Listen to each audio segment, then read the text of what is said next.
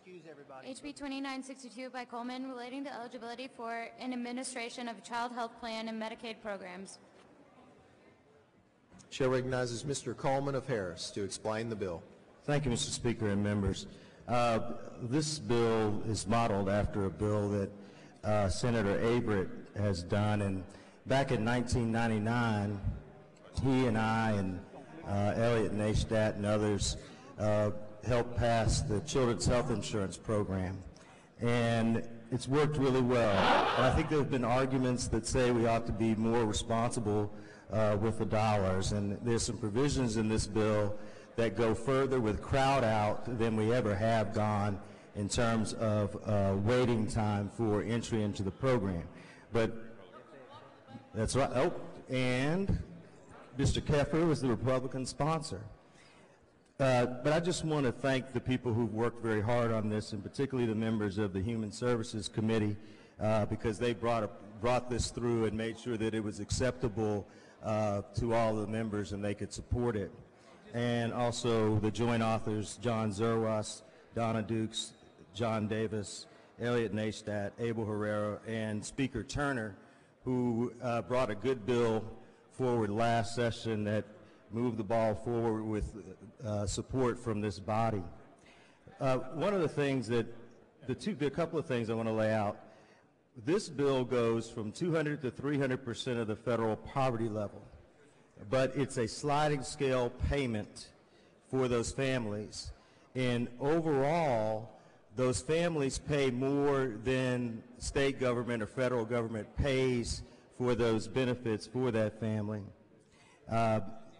Also, there's a component that's a buy-in from 300 to 400% of poverty, and each family pays 100% of the amount of the premium plus the administrative cost to the state. One of the things that the bill does is it has HHSC to develop a plan to improve outreach, just as was done with Mr. Turner's bill last session, and also make sure that we're doing the same thing for food stamps and TANF. The crowd out provisions work like this. The family levels from 200 to 300% of the federal poverty level will have to be uninsured for 6 months before they qualify.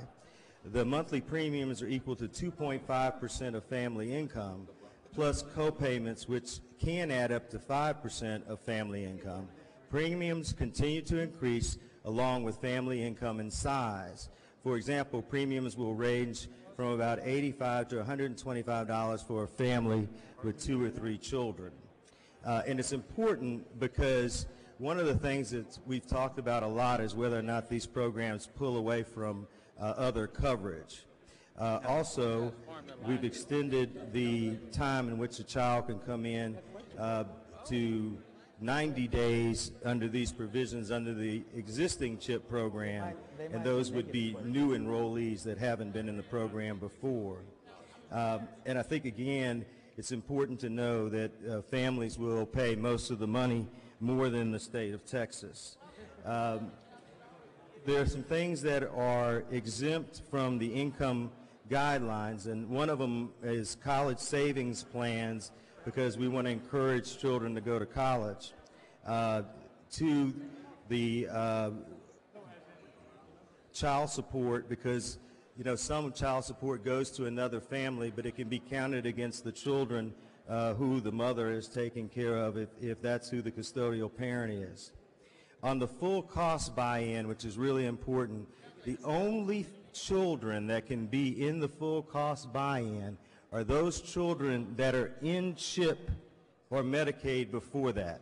So no children from the general population, but only those whose incomes knock them out of the 200 to 300% of poverty program or Medicaid. They're the only ones that can be in the full cost buy-in program, and that's to make sure that it's done appropriately.